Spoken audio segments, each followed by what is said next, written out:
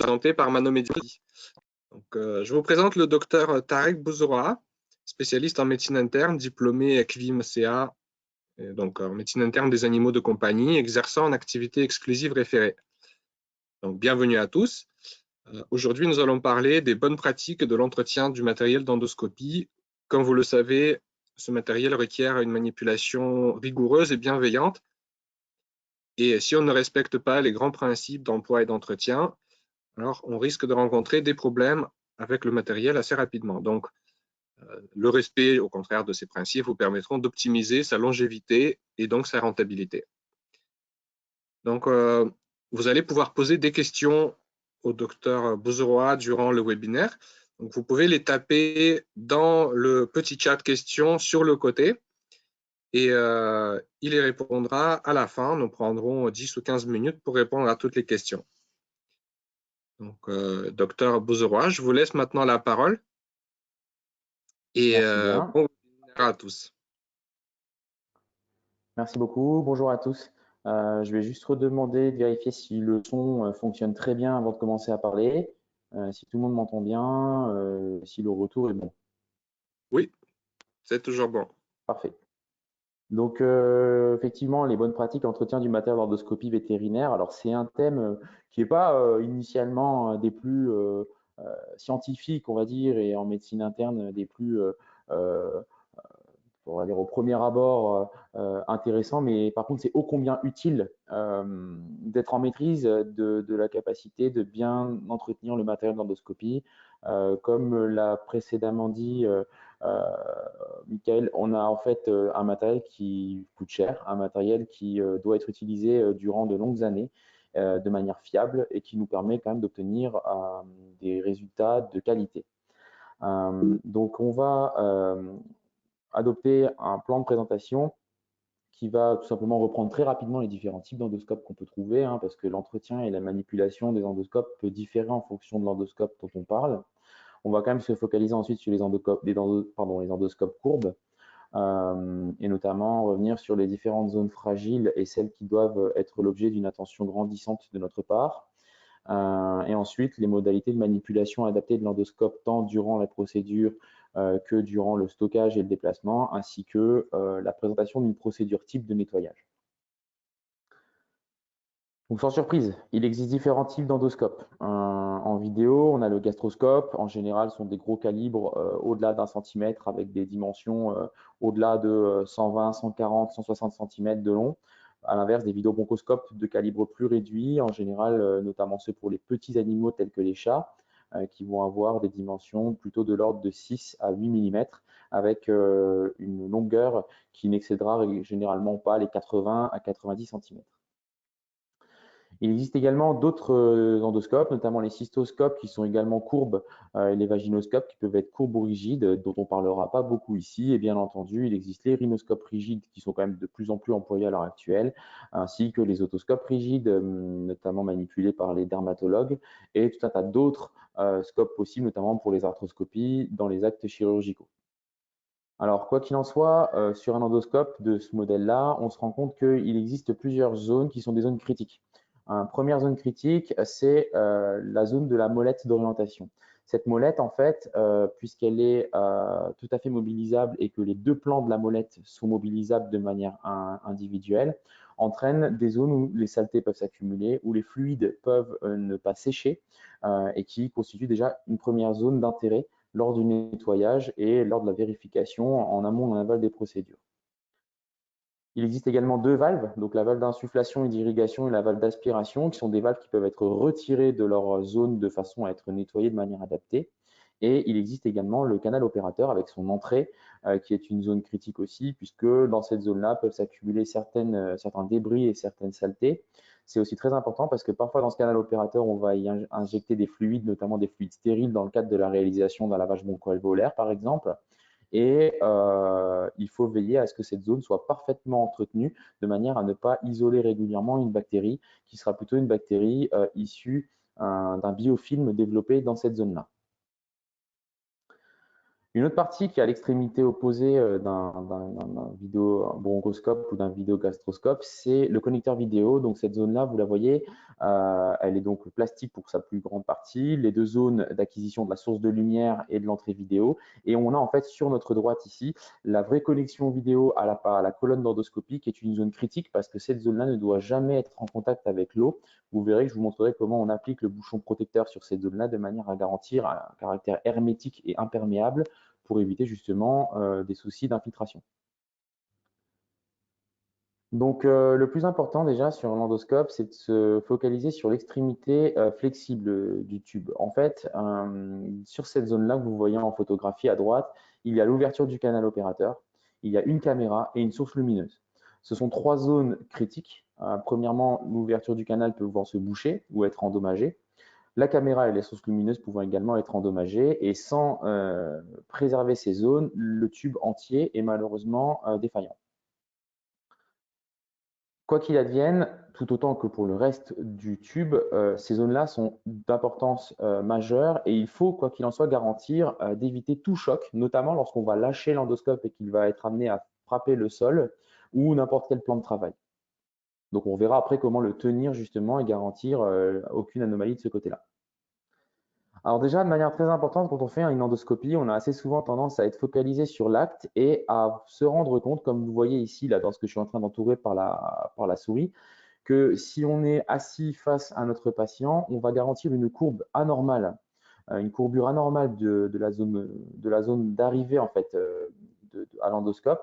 Cette courbure-là est malheureusement problématique lorsqu'elle est répétée parce qu'elle peut endommager justement cette zone du tube et générer, un peu comme sur un chargeur de téléphone ou n'importe quelle autre prise murale qu'on va pouvoir brancher à un câble, l'endommagement de cette zone qui contribuera après à la perte de fonctionnalité de l'outil et sa panne.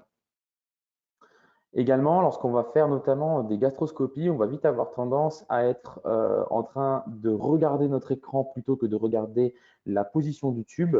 Et lorsqu'on va vouloir tourner de manière continue pour suivre justement la courbure de l'estomac, notamment en vue d'aborder le pylore, sans se rendre compte, on aura peut-être opéré une torsion à 180 degrés du tube, comme vous le voyez ici en fait, ce qui fait que ce tube-là a subi une rotation quasi totale, parfois allant même jusqu'à 360 degrés. Et lorsqu'on applique des jeux de pression sur cette zone-là durant un examen endoscopique et de surcroît, si on y fait passer une pince à biopsie dans le canal opérateur, on a des risques multiples. Premièrement, la torsion entraîne un endommagement du matériel qui est à l'intérieur de la gaine du tube. Et deuxièmement, si on passe une pince à biopsie dans cette zone-là, on va avoir un frottement anormal sur la périphérie, la paroi du canal opérateur qui peut aussi l'endommager.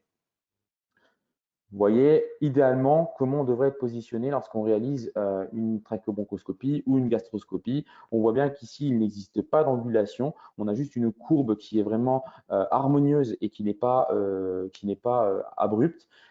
Cette courbe-là permet effectivement de préserver la zone critique du matériel. Donc là, je vous mets une toute petite vidéo où vous voyez un peu ce qu'on doit tolérer finalement en termes de courbure de l'endoscope si on le tenait voilà, de manière adaptée. Alors là, c'est un endoscope qui est très long, mais quoi qu'il advienne, on n'a absolument aucun endroit où l'endoscope est courbé. Et si vous voyez bien la position de la main en haut à droite, elle est toujours laissée en ouverture de manière à ce que le tube puisse lui-même se remettre dans une position adaptée et ne pas tenir le tube comme vous le voyez ici, parce que si on tient le tube et qu'on lui instaure une certaine torsion, on est responsable de cette torsion et le tube ne revient pas à sa position de départ. Là où, je le répète, si on regarde la vidéo à droite, la main droite étant ouverte, en réalité, le tube peut se positionner comme il doit le faire. Donc j'en ai parlé, les pinces à biopsie et les pinces à retrait de corps étranger, lorsqu'on les utilise durant l'examen endoscopique, il faut veiller déjà à les insérer de manière lente et progressive parce qu'elles vont frotter sur les parois du canal opérateur. Et surtout, il faut aussi veiller à les insérer dans un canal opérateur qui va être le plus étendu, le plus droit ou rectiligne possible. Donc vous voyez, le tube est déplié et on fait sortir l'extrémité de la pince à corps étranger. Là, c'est une utilisation adaptée parce qu'on voit bien que le caractère rectiligne de l'extrémité du tube. À l'inverse, si mon tube est courbé de manière très importante et que j'y ai inséré ma pince à biopsie ou à retrait de corps étranger, Au moment où la pince progresse dans cette zone critique, malheureusement, elle va être responsable d'un frottement anormal dans le canal opérateur et donc va frotter la paroi. De toute manière, ça paraît évident parce que durant une rétrovision donc, de ce type-là, on a beaucoup plus de mal à faire avancer la pince à biopsie ou à retrait de corps étranger dans le canal opérateur. C'est une pince qui va frotter de manière anormale et qui va entraîner une résistance. Quand vous avez cette résistance-là, ne vous dites pas qu'il vaut mieux continuer de forcer justement pour aboutir à l'externalisation de la pince, ce qui est complètement possible. Dites-vous plutôt qu'il faut relâcher un tout petit peu cette courbure vers quelque chose de plus rectiligne, comme c'est le cas ici, de manière justement à pouvoir ensuite faire sortir la pince, ne serait-ce qu'un tout petit peu, et a posteriori effectuer la réclinaison. Et on pourra ensuite récliner et faire sortir le reste de la pince parce que la partie critique, c'est justement cette zone-là qui est un peu plus épaisse en termes de diamètre et un peu plus rigide et droite que le reste de la pince qui, elle, est complètement courbe et qui entraînera effectivement le plus de dégâts. Donc, je vous montre, je vous parle aussi d'une autre chose qui est commune et je pense que la question, elle sera peut-être posée. Lorsqu'on fait une endoscopie, on a parfois l'envie, lorsqu'on a par exemple un corps étranger œsophagien, de le repousser dans l'estomac, plutôt que de réussir à l'attraper et à garantir sa préhension pour l'extérioriser par la voie orale. Et parfois, ce qu'on peut voir faire, c'est certains vétérinaires qui vont, à l'aide de l'endoscope, qui est quand même assez rigide, se plaquer contre le corps étranger et pousser en fait le corps étranger à l'aide de l'endoscope. Alors ça, c'est une action qui est à proscrire. Premièrement, parce que l'endoscope va frotter le corps étranger, donc à la fois la caméra de visualisation, la source lumineuse à leur extrémité vont être en frottement direct avec le corps étranger au risque d'être endommagé. Et deuxièmement, parce que l'extrémité de l'endoscope est certes un tout petit peu plus rigide parce qu'elle est renforcée par une gaine dont je vous parlerai juste après, mais ça reste quoi qu'il en soit beaucoup moins solide qu'une pince ou n'importe quel outil rigide qui permettra de repousser un corps étranger dans l'estomac.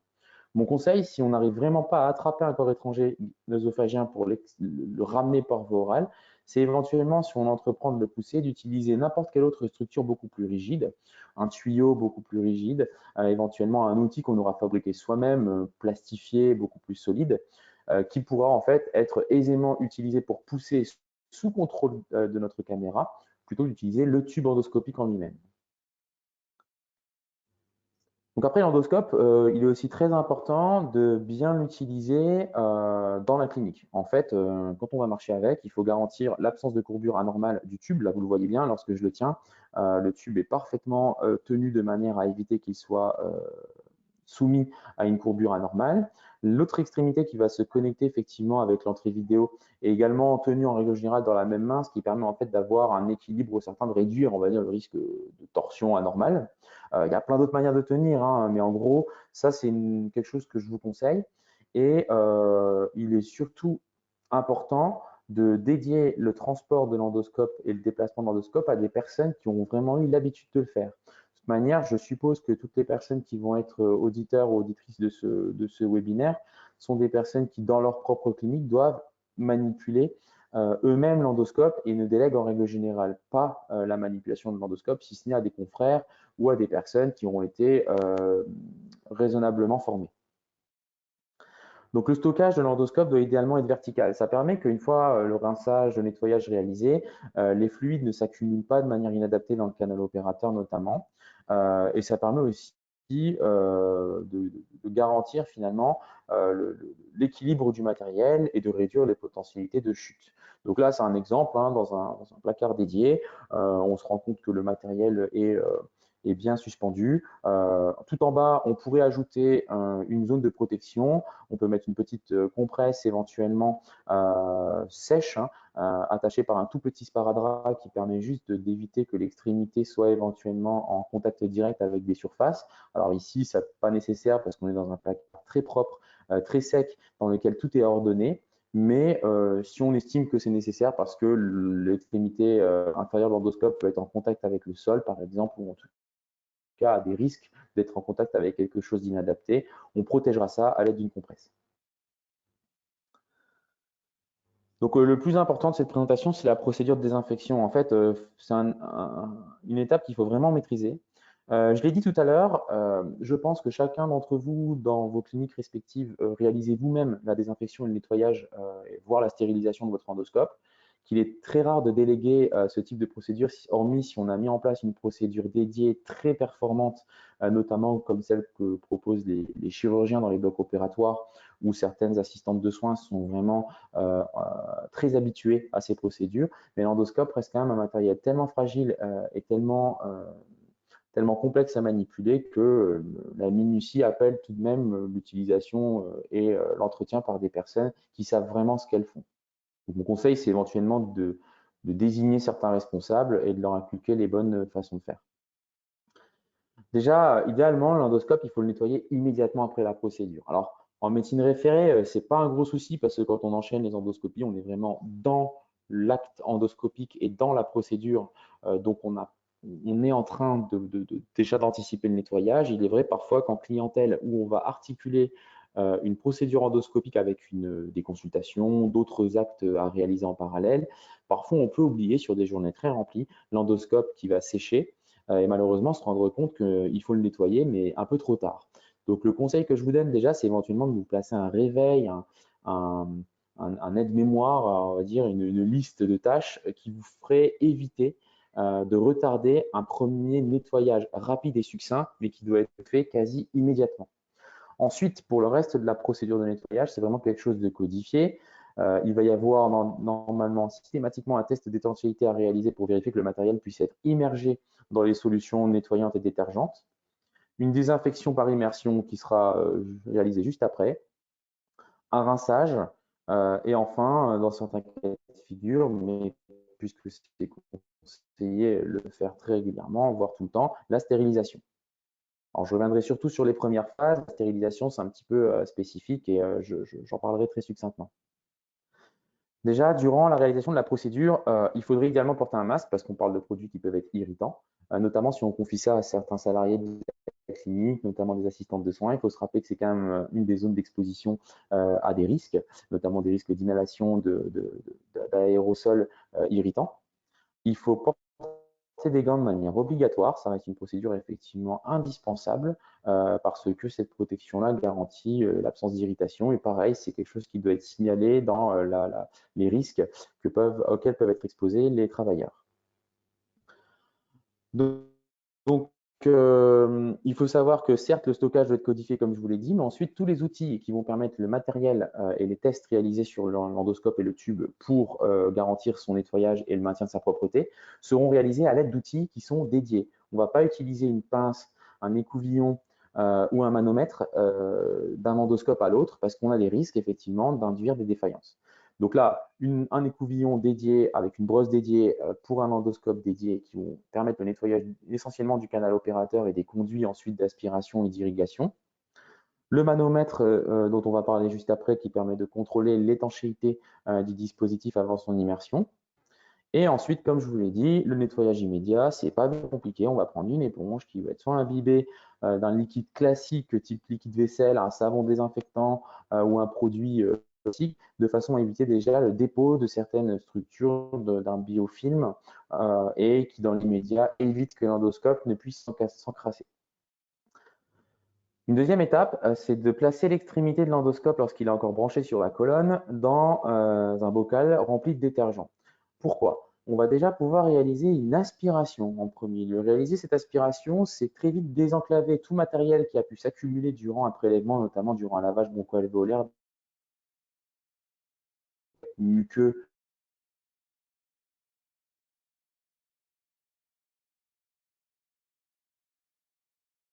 Purulent, très épais effectivement, et aussi garantir par insufflation la vidange de la quasi-totalité du flux aspiré. Donc là, c'est assez intéressant. On prend notre pot, alors j'ai pris un pot de Versol dans lequel j'ai mis du liquide détergent, et après avoir aspiré, j'insuffle de manière, alors,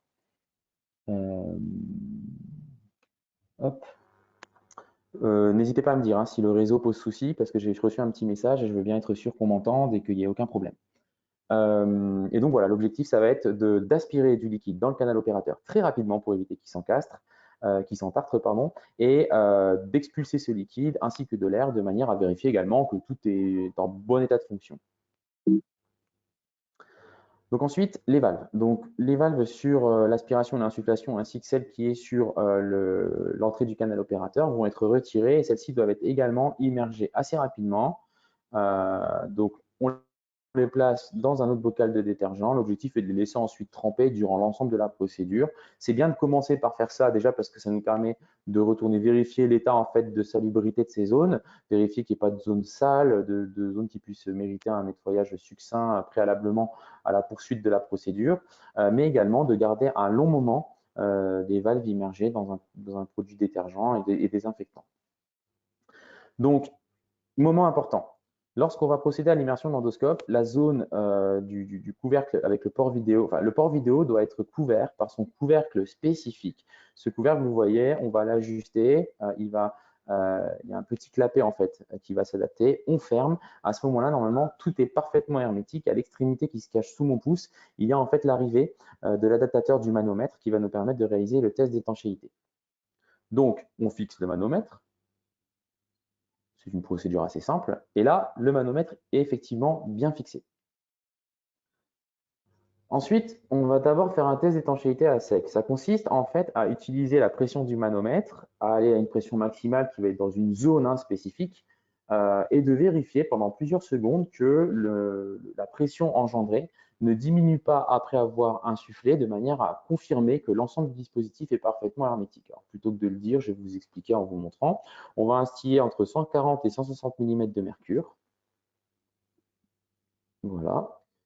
Et on vérifie, théoriquement pendant 45 secondes à 1 minute, que l'aiguille ne bouge strictement pas. C'est le cas ici, elle ne bouge pas. Donc si elle ne bouge pas, c'est que l'ensemble de mon matériel est parfaitement hermétique. Si je le place dans de l'eau ou dans un fluide, il n'est pas possible que les fluides s'encastrent et infiltrent les différents canaux qui ne doivent pas l'être, notamment l'entrée du port vidéo qui se cache juste derrière le manomètre et son adaptateur. Et ça permet effectivement d'assurer la certitude que rien de délétère ne va se passer durant la procédure qui va succéder. Donc c'est le moment où on utilise la première phase d'immersion, de l'eau propre. Il faut savoir qu'on aura 3 phases d'environ 10 minutes, un quart d'heure. Alors il est conseillé de faire un quart d'heure. Dans les procédures que j'ai pu récupérer, un quart d'heure par phase est vraiment un idéal. Là, l'ensemble de l'endoscope ainsi que la zone qui est protégée de l'acquisition vidéo est immergée dans un bac d'eau propre. Et là, ça ne pose pas de problème parce qu'on a vérifié préalablement que le dispositif était parfaitement hermétique et qu'il n'existait pas de fuite, notamment ici, et notamment à l'extrémité courbe du flexible. Vous allez voir, je réalise un zoom dessus. C'est une extrémité qui est critique. En fait, cette zone courbe-là, à l'extrémité, elle est protégée par une gaine. C'est une zone qui est très flexible, comme vous l'avez déjà vu dans les vidéos des diapositives précédentes. Et cette zone-là, en fait, elle peut très vite être endommagée et il peut y avoir régulièrement des bulles qui vont s'échapper de cette zone-là.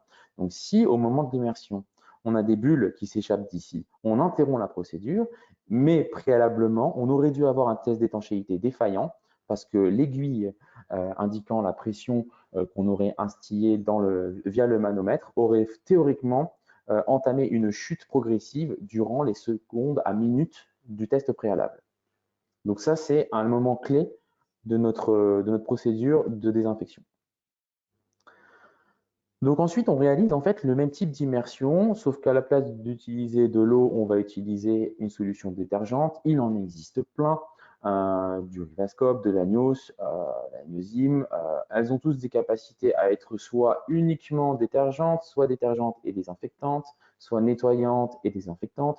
Dans tous les cas, l'objectif sera de nettoyer de la même manière que ce que je viens de vous présenter l'ensemble du tube, les canaux opérateurs, les valves et les canaux d'aspiration.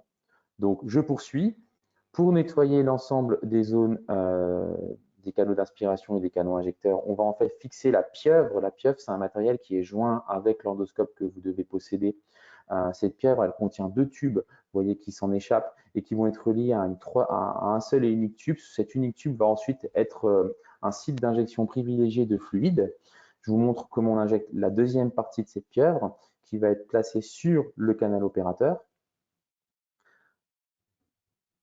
Et en fait, si on regarde bien, la pieuvre, en gros, on y a instauré, on y a clipsé finalement les deux extrémités qui vont en lieu et place de l'arrivée des valves, l'extrémité qui va en lieu et place de l'entrée du canal opérateur, et se cache juste derrière ma main gauche une zone d'injection dans laquelle on va pouvoir injecter de l'eau tout d'abord, mais également des solutions détergentes et désinfectantes. Donc là, on a pris soit du stéranio, soit du nitinacide avec une dilution adaptée. Alors quand on dilue 5 litres d'eau, ce n'est pas pour un seul et unique nettoyage, hein, ça va être pour plusieurs nettoyages. Mais vous voyez à peu près ce que ça va représenter. Hormis si on utilise cette même solution qu'on place dans le bac, et dans ce cas-là, les 5 litres correspondent à peu près à ce qu'on peut utiliser dans un bac de petit calibre. Le bac que j'utilise moi, il y a beaucoup plus de volume de fluide dedans. Et pareil, vous voyez bien que cette étape-là doit durer 15 minutes. Donc si on va ajouter les 15 minutes d'immersion à celle-ci, on est déjà à 30 minutes. Si on peut, notamment après des cas complexes, j'anticipe notamment des questions, je parlerai de cas où on a une suspicion d'aspergillose nasosinusale chez un chien, de cas pour lesquels on a une suspicion de bronchopneumopathie infectieuse atypique, éventuellement une mycobactériose, une parasitose complexe. En tout cas, dès qu'on aura un doute sur l'origine du phénomène qu'on est en train d'explorer, bien entendu, on devra soumettre notre matériel à une procédure de désinfection et de stérilisation bien plus rigoureuse et performante. On privilégiera de faire l'examen là en tout dernier dans l'ordre des examens qu'on devrait entreprendre, de manière à éviter effectivement toute contamination. Et ensuite, on injecte la solution détergente. C'est exactement la même chose que ce que je viens de vous montrer. On voit le fluide qui progresse et à l'extrémité là-haut, on ne l'a pas bien vu, mais ce fluide finit par sortir. Donc ça, c'est une étape, la fixation de la pieuvre, qui permet vraiment de nettoyer l'ensemble du tube du canal opérateur sans rien oublier. Je vous ai mis quelques exemples de solutions détergentes et désinfectantes, hein, comme toutes celles que je vous ai mis préalablement. Dans tous les cas, du moment que vous êtes bien en relation avec le fournisseur du matériel endoscopique, souvent il vous préconise l'utilisation de certaines solutions plutôt que d'autres. Moi, je vous ai mis celles que personnellement on employait ici, mais après, effectivement, chaque clinique et chaque personne utilise les solutions adaptées de son choix. Quand on a terminé tout ça, on fait un rinçage rapide à l'eau, éventuellement à l'alcool. L'objectif est de très vite rincer, retirer tous les liquides qui pourraient, si on les laissait, devenir abrasifs. Il faut imaginer que ces liquides détergents et désinfectants sont quand même des liquides possiblement agressifs pour les surfaces. Il faut imaginer également que la procédure de rinçage et de séchage est indispensable pour éviter aussi que des moisissures s'installent. On est dans des milieux en général dans les cliniques vétérinaires où malheureusement l'air ambiant, notamment dans une salle d'endoscopie, n'est pas parfaitement stérile et où si le matériel est stocké dans une zone à peine humide et que le matériel n'a pas été parfaitement nettoyé, on pourrait se retrouver avec le développement d'un tout petit biofilm qui passe inaperçu et qui nous entraîne malheureusement des résultats faussement positifs pour des bactéries acquérant des résistances multiples et qui commencent à nous poser des soucis tant en termes de diagnostic qu'en termes de gestion sanitaire de l'espace. Donc, on peut utiliser de l'alcool à la place de l'eau et on fait un séchage externe à l'aide d'un sopalin, d'un outil propre qui a bien été sélectionné et qui nous permet ensuite d'aller stocker le matériel. Le séchage interne peut également être effectué à l'aide de la pieuvre que je vous ai montré et en utilisant cette fois-ci des seringues de 50 ml avec de l'air de manière en fait à expulser les gouttelettes qui se seront accumulées dans les canaux opérateurs. La stérilisation en fait va consister en une étape qui va être identique à celle que je viens de vous montrer, si ce n'est qu'on va utiliser en fait des solutions enzymatiques. Là, pour le coup, l'objectif est vraiment de garantir la stérilité totale du matériel. Le plus souvent, on ne peut utiliser des bacs dédiés, c'est-à-dire qu'on peut utiliser 2 bacs identiques pour le trempage, la désinfection et le côté l'utilisation d'un détergent. Par contre, dès qu'on veut appliquer une stérilisation, il va falloir se placer dans un espace dédié avec un bac et un contenant dédié. Nous-mêmes avoir aussi une tenue adaptée pour éviter de retransmettre au matériel ou de réinoculer au matériel n'importe quel agent pouvant coloniser à nouveau l'espace. Et enfin, normalement, il faut se tenir à un stockage très rigoureux du matériel dans une zone où il ne peut plus être recontaminé. Quoi qu'il en soit, cette étape de stérilisation, elle est jugée indispensable dans tous les cas de figure. Il faut être clair, en pratique courante, on n'a pas toujours le temps de la faire. Et il faut vraiment privilégier cette étape, surtout après avoir réalisé une endoscopie problématique. Je le répète, aspergillose nasosinusale pour coptomopathie infectieuse douteuse, notamment les mycobactérioses. Voilà. Donc après, lorsqu'on utilise cette solution enzymatique, on essaie d'augmenter la température du fluide, quoi qu'il en soit, avec laquelle on applique ça, parce qu'un petit peu comme pour une lessive, les enzymes vont être beaucoup plus efficaces à proximité d'une température comprise entre 35 et 45 degrés. Le trempage dure environ 10 minutes et on applique ensuite les mêmes modalités de rinçage et de séchage. Donc voilà, j'ai voulu vous faire une présentation qui devait être la plus concise possible pour garantir la transmission du maximum d'informations. De manière concrète, vous garantir aussi la capacité à éviter les mauvais gestes et à omettre les étapes clés du nettoyage et de l'entretien de l'endoscope.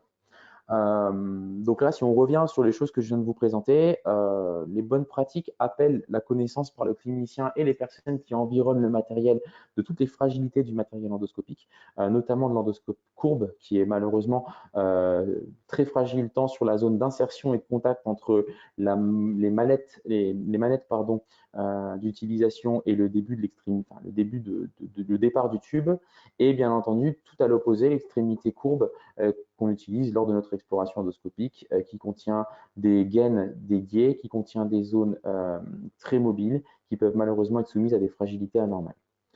Ensuite, il faut aussi très rapidement connaître et gommer les mauvais gestes. Ça, c'est durant l'apprentissage des procédures qu'on essaie d'inculquer la capacité à ne pas induire d'angulation, à ne pas induire de torsion. C'est très difficile de ne pas faire attention à ça, mais surtout quand on commence à l'omettre et que plus tard on rencontre des problèmes avec le matériel d'endoscopie, on peut imaginer que c'est lié à ça.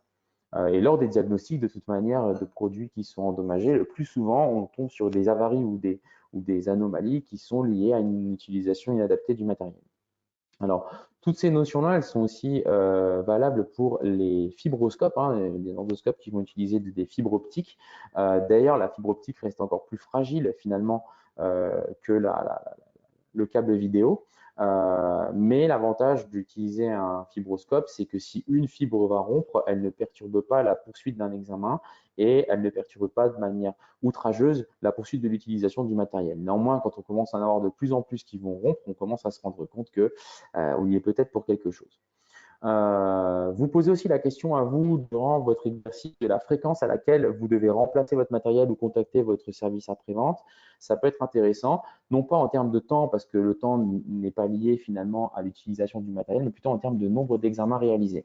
Un bon rythme serait de pouvoir réaliser quand même plus d'une centaine d'examens sans avoir de problème. Donc vous imaginez que dans certaines cliniques où on en réalise très ponctuellement, ça équivaut à plusieurs années sans avoir un seul souci. Ensuite, si on parle de la capacité d'entretien et de nettoyage, il faut effectivement être apte à connaître de manière adaptée le mode de nettoyage de ces outils.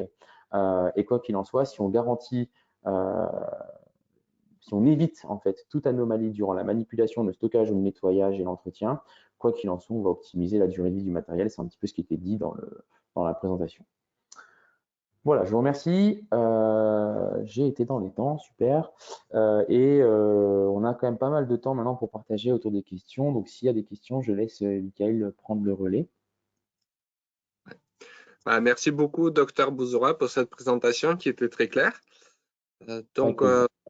Je rappelle à tout le monde que ce webinaire sera disponible en replay sur la chaîne YouTube de Mano Médical. Donc, vous recevrez un lien par email, soit aujourd'hui dans l'après-midi, soit en fin de semaine. Et ensuite, en ce qui concerne les questions, vous pouvez les taper dans la zone questions en chat et on y répondra. Alors, j'ai déjà une première question. Oui. C'est en ce qui concerne le stockage de l'endoscope, parce que il existe des armoires de stockage spéciales qui sont relativement coûteuses. Oui. Et comment est-ce qu'on peut stocker un endoscope de façon à la fois efficace et pas excessivement coûteuse? Alors, ça tombe bien parce que la photo que j'ai mise là, c'est une photo qui est assez intéressante. Je vais essayer de revenir dessus. Donc là, en fait, je vais retrouver. Voilà. Donc en fait, là, c'est une armoire assez classique. Vous trouvez ça chez But, Conforama, Ikea. Donc, c'est une grande armoire qui va mesurer 1,90 m de haut à peu près, avec en gros, type placard, dans laquelle on va ajuster finalement les équipements. Alors, soit votre fournisseur, effectivement, en a à vous proposer, je ne sais pas si ça se négocie, je ne sais pas si ça, si ça fait l'objet éventuellement d'une discussion en achat de l'équipement d'une clinique. En tout cas, sinon, ce qu'on peut faire, c'est effectivement acheter soi-même une armoire de ce type-là. Alors, acheter les modules qui permettent de fixer les pinces. Alors, ce n'est pas tout à fait indiqué, essentiel d'avoir ces modules-là, parce qu'en fait, les pinces, après, selon les cliniques, par exemple, nous, la clinique, ce qu'on fait, c'est qu'on les place, on va les nettoyer et les stériliser, et on va les replacer, en fait, dans des enveloppes papier et plastique, un peu comme on fait pour les outils de chirurgie qu'on va individualiser. Et donc là, on peut les stocker sur des niveaux d'un placard, un peu comme dans une armoire où on stocke des vêtements.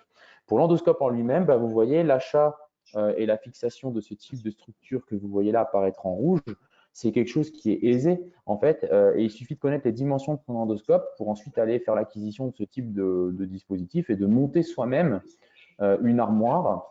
Alors ici, cette armoire-là, elle n'est pas fermée à clé, mais il est vrai que si après on veut même aller plus loin dans le, finalement, dans le procédé, ça peut être intéressant d'avoir une clé pour fermer la structure, l'armoire, ce qui permet d'éviter que d'autres personnes puissent s'en servir, non pas pour être l'ultime utilisateur, mais surtout pour réduire le risque de mauvaises surprises. Donc, je ne sais pas si ça répond parfaitement à la question. En tout cas, merci pour cette réponse très détaillée. Et j'ai une autre question. Donc, on entend parler de produits détergents qui peuvent abîmer les endoscopes et réduire justement la longévité du matériel. Est-ce que Oui. vous avez connaissance de ce genre de produits à éviter? Alors, uniquement si les produits sont utilisés de manière inadaptée. En fait, le temps de trempage, on dit 15 minutes, il peut aller jusqu'à 45 minutes. Très sincèrement, c'est fréquent quand on part manger, si les endoscopies ont lieu vers 1 h de l'après-midi, qu'on fait notre pause, qu'on dépasse ce temps de trempage parce qu'on se décide d'aller manger, le temps où le matériel est en train de tremper pour ensuite le retirer de son bac. Là où le produit va endommager, c'est si on oublie 3 jours de suite, quoi. Euh, je pense que c'est arrivé à chacun d'entre nous d'omettre le retrait du bac de solution détergente dans l'endoscope parce qu'on est parfois pris par notre travail, pris par la journée. Très ponctuellement, anecdotiquement, si ça arrive, je ne suis pas persuadé des conséquences que ça peut avoir sur le matériel, bien que quoi qu'il en soit, je ne devrais pas dire ça, hein. Mais si je devais faire un comparatif entre laisser un endoscope sécher au prétexte qu'on n'est pas sûr de pouvoir le nettoyer et donc s'encrasser, comparé à tenter quand même rapidement de le placer au trempage et l'oublier 2 heures de trop, je préférerais l'option 2. Donc pour répondre à la question sur les produits, je pense que tous les produits détergents peuvent, s'ils sont mal utilisés et si on laisse l'endoscope dedans tremper pendant des jours, endommager le tube, et encore, on a parfois des contre-exemples quand même, mais que sinon, il n'y a pas de mauvais et de bons produits. Merci beaucoup. Et bon, moi, j'ai encore une autre question sur l'entretien de l'endoscope. Alors, donc l'extrémité de l'endoscope, la gaine distale, est-ce que préconisez-vous de la faire remplacer de façon préventive de temps en temps? Non. À titre personnel, non. Je trouve que c'est une. Enfin, en gros, quoi qu'il en soit, les tubes maintenant, alors en 2020, 2021, c'est des tubes qui sont performants, c'est des tubes qui sont quand même très solides. Pour vraiment induire, malheureusement, une avarie de ce matériel, je pense qu'il y a toujours un événement causal. Je vais partager avec vous quelques événements personnels, mais euh, moi, les 2 fois où j'ai pu constater en plusieurs années d'exercice une avarie de matériel, notamment sur ces zones-là, c'était 2 fois où il y a eu probablement un événement précis qui expliquait cela. Alors, la première fois, c'était un retour de congé, donc je ne sais pas ce qui a pu se passer, puisque visiblement, c'est plutôt en mon absence que c'est arrivé. Mais la deuxième fois, il y avait eu une procédure de trachéobronchoscopie avec une rétrovision faite sur un tout petit chien qui a dû probablement induire un frottement et un jeu de pression anormal sur la courbe, finalement, de l'extrémité. Et lorsque la deuxième endoscopie a été réalisée, on a perdu une partie du signal et en fait, en quelques minutes, le signal a totalement été perdu. Donc, on sait ce qui a causé ça parce que la zone du nasopharynx, c'est l'extrémité supérieure de cette zone-là et l'entrée des couennes, sont des zones solides chez les petits chiens. On a mal manipulé, probablement mal pénétré cette zone, et sur un matériel qui devait commencer à se fragiliser, mais qui ne montrait aucun type de fragilité, d'un moment à l'autre, on a constaté que c'était endommagé. Par contre, de manière préventive, toutes les X endoscopies prévoient un changement, vu ce qu'on en fait du matériel, vu la capacité quand même maintenant des services après-vente et des systèmes de maintenance à garantir très rapidement la mise à disposition d'un outil de remplacement ou l'acquisition très vite carrément d'une nouvelle pièce, me ferait dire que je préconiserais pas ça. À l'inverse, il pourrait y avoir des personnes qui auraient une vision complémentaire, ou j'y opposé, c'est ceux qui se diraient ça reste une zone critique qui peut être le siège d'une infiltration de fluide. Si on ne se rend pas compte durant la procédure qu'on est en train d'endommager et qu'on n'effectue pas systématiquement un test d'étanchéité, alors oui, quand on va entraîner une immersion, on va induire l'entrée de fluide et d'eau à l'intérieur d'une zone qui ne doit pas normalement accueillir de fluide. Et là, on va endommager l'intégralité du tout. Il va être complètement perdu. On va devoir le remplacer dans son intégralité. Donc, c'est une question de bon sens pour moi. C'est si on se rend compte qu'il y a une fragilité qui peut être constatée, on fait notre test à l'étanchéité systématique. Et à ce moment-là, si on dépiste que les tests à l'étanchéité signalent malheureusement l'émission de bulles dans cette zone-là, on va envisager un remplacement avant de mettre en danger le matériel. Et sinon, on ne le change pas de manière préventive sans raison. D'accord, bah, merci beaucoup pour cette réponse très détaillée encore une fois. Donc, je crois que nous n'avons plus de questions pour le moment. On va laisser une quinzaine de secondes pour une dernière question qui pourrait arriver. Donc, en attendant, je rappelle que ce webinaire sera disponible sur la chaîne YouTube de Mano Médical pour que vous puissiez le revoir. Nous avons aussi prévu de continuer cette série de webinaires sur le thème de l'endoscopie à la rentrée, à partir du mois de septembre probablement. Nous n'avons pas encore de dates exactes, mais on aura des webinaires sur d'autres thèmes comme la gastroscopie de façon plus spécifique, ou la bronchoscopie ou l'endoscopie rigide. Voilà, donc nous vous en informerons par email le moment venu. Donc, je ne connais d'autres questions.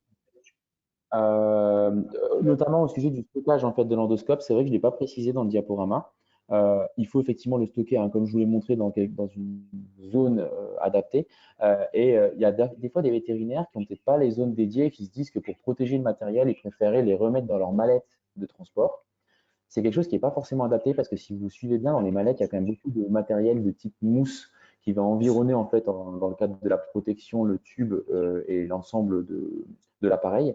Et ça peut aussi être à l'origine de l'acquisition d'une résistance, enfin d'un germe éventuellement matérialisant des résistances qui va être incrusté dans la mallette et qui peut devenir irrémédiablement difficile à éliminer. Voilà, donc c'est important parce que je ne l'ai pas précisé ça. Oui, merci beaucoup pour cette précision.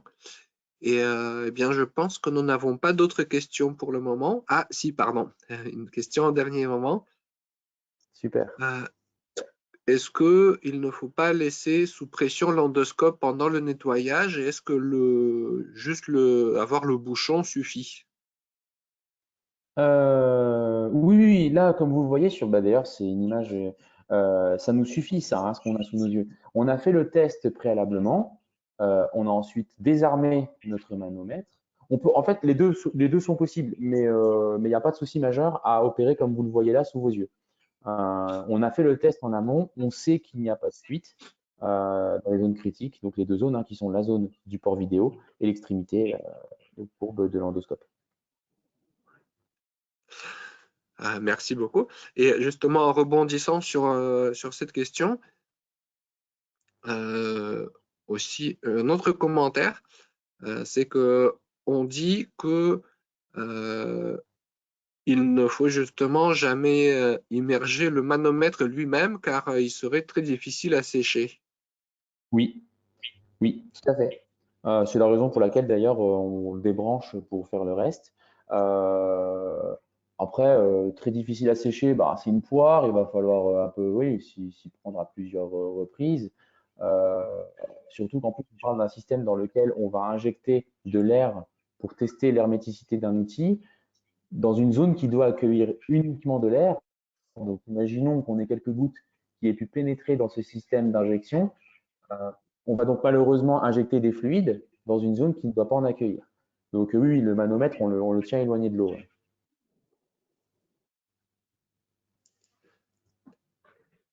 D'accord, ben, merci beaucoup. Bon, eh bien, je pense que nous allons clore ce webinaire sur ce dernier commentaire. Donc, merci beaucoup, Dr Bouzouroa, pour cette présentation qui était très, très claire.